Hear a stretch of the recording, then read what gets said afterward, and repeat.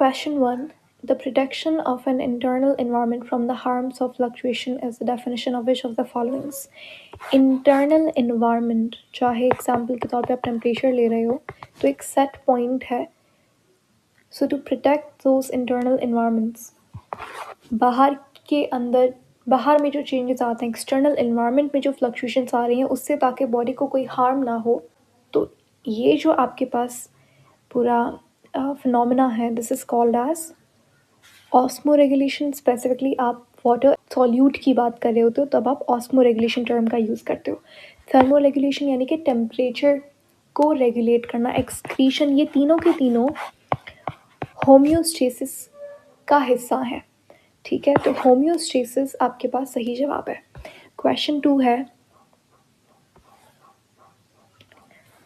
the category of the plants that has adaptations of small and thick leaves to limit water loss are called as. कौन से ऐसे plant हैं जिनके अंदर जो लीव्स हैं वो एक तो छोटे होते हैं और काफ़ी थिक होते हैं ताकि वाटर लॉस कम से कम हो.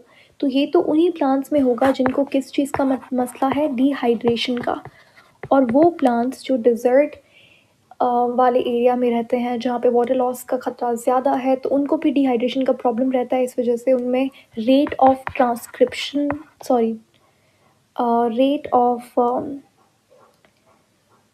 ट्रांसपिरेशन, ठीक है, ट्रांसक्रिप्शन किसे कहते हैं वैसे, डीएनए से आरएनए बनने को ट्रांसक्रिप्शन कहते हैं.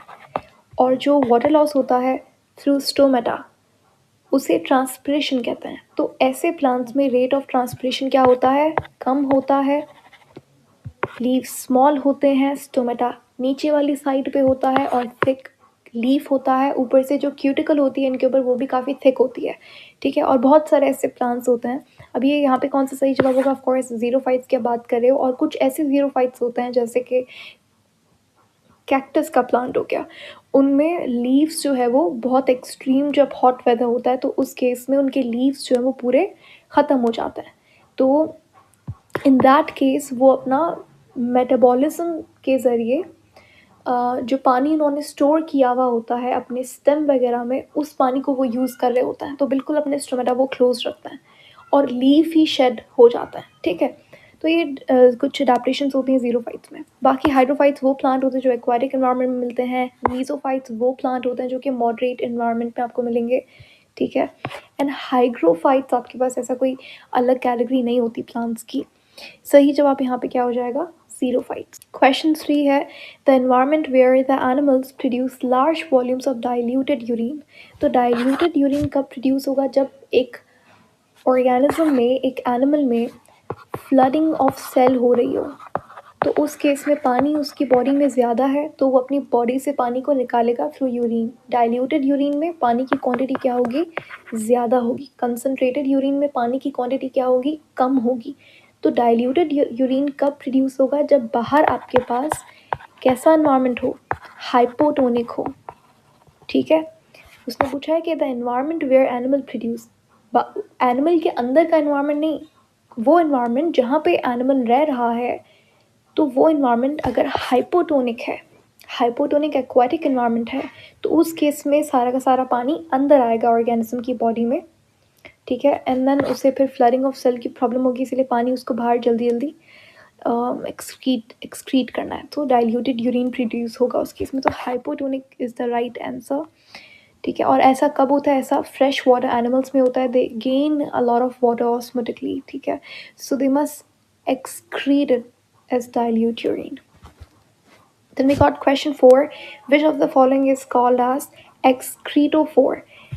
Plant में, okay, contributing mainly in the elimination of waste in plants.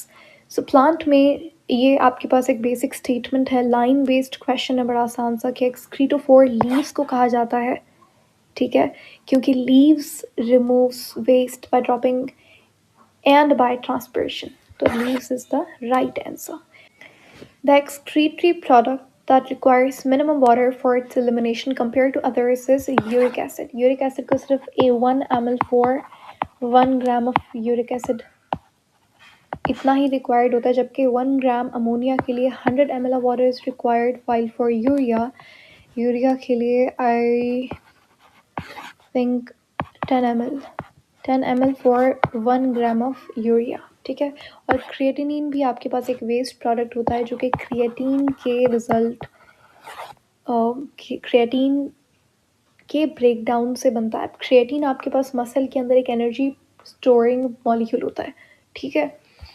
Then we have question 6. The groups of animals where excretory system is structurally associated with nutritive tract.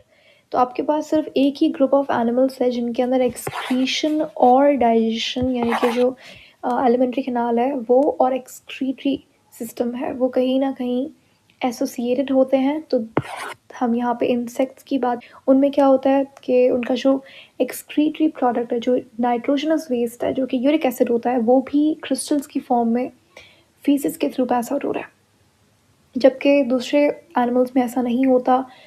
जो undigested food है वो defecation के through excrete out होता है, जबकि nitrogenous waste है वो urine का पार्ट बनता है। The excretory structures that deliver urine from kidney to urinary bladder. तो ये किडनीज हैं आपकी, ये ब्लैडर है। तो यहाँ पे 25-30 सेंटीमीटर का यहाँ पे एक ट्यूब होती है जिसे यूरेटर कहा जाता है और यही यूरिन को डिलीवर करती है। बेसिकली ये किडनी है, ठीक है। यहाँ पे यूरिन कलेक्ट होता है, इस जगह को आप रीनल पेल्विस कहते हैं, ठीक है। कलेक्टिंग डक्ट है, उसके बाद रीनल पेल्विस आता है। तो रीनल पेल्विस जो है यहाँ पे यूरिन कलेक्ट होके यूरेटर में जाता है, देन फिर ब्लैडर में वो स्टोर होता है for a time being. The metabolic waste that are ingested in the body and must be removed. तो कौन सा ऐसा मेटाबॉलिक वेस्ट है, ठीक है। सो मेटाबॉलिक वेस्ट आपके पास पेस्टिसाइड्स भी हो सकते हैं, ड्रग्स भी हो सकती हैं, फूड एडिटिव्स भी हो सकते हैं। ये सारे के सारे जो है वो बाहर से आपकी बॉडी में एंटर हो रहे हैं और इनको डिटॉक्सिफाई करना या फिर एक्सक्रीट करना अगर रिक्वायर्ड नहीं है तो वो ज़रूरी है। सो ये सब जो है ये डिटॉक्सिफाई होंगे, okay, and they should be removed. Okay, which of the following is not endotherm. Endotherm वो ऑर्गेनिजम्स होते हैं, अच्छा नॉट, कौन सा इनमें से नहीं है। एंडोथर्म्स वो ऑर्गेनिजम्स होते हैं जो कि अपनी बॉडी में एक उनकी बॉडी में सेट पॉइंट होता है टेम्परेचर का, और इनकी बॉडी में जो फ्लक्चुएशंस आती है टेम्परेचर में वो बहुत ही नैरो रेंज में होती है, जैसे कि 35 से 37 डिग्रीज तक ये नॉर्मल टेम्परेचर रहता है। इससे अगर कम या ज़्यादा हो गया तो वो फिर प्रॉब्लम कॉज कर सकता है। और ये वो ऑर्गेनिजम्स हैं जो कि अपने मेटाबॉलिज्म से हीट प्रोड्यूस कर रहे होते हैं, ना कि बाहर से एब्जॉर्ब कर रहे होते हैं हीट, ठीक है। जो बाहर से लेगा हीट तो वो एक्टोथर्म कहलाएगा। एंडो यानी कि अंदर से इनकी हीट प्रोड्यूस हो रही होती है। सो एंडोथर्म आपके पास इनमें से बर्ड्स, मैमल्स, फ्लाइंग इंसेक्ट्स, ये सारे के सारे एंडोथर्म्स हैं, वाइल एम्फीबियंस जो है वो एक्टोथर्म्स हैं। एक्टोथर्म्स को आप कोल्ड ब्लडेड एनिमल्स भी कहते हो, एंडोथर्म्स को आप वार्म ब्लडेड एनिमल्स भी कहते हो। बर्ड्स और मैमल्स एंडोथर्म्स हैं ही हैं, और जो फ्लाइंग इंसेक्ट्स होते हैं, स्पेसिफिकली इन्होंने फ्लाइंग इंसेक्ट्स का बोला है, तो ये भी हीट प्रोड्यूस करते हैं during flight. Name the type of adaptations from the following that is responsible for shivering thermogenesis. एक होता है शिवरिंग थर्मोजेनेसिस, एक होता है नॉन शिवरिंग थर्मोजेनेसिस। थर्मोजेनेसिस का मतलब है प्रोडक्शन ऑफ हीट।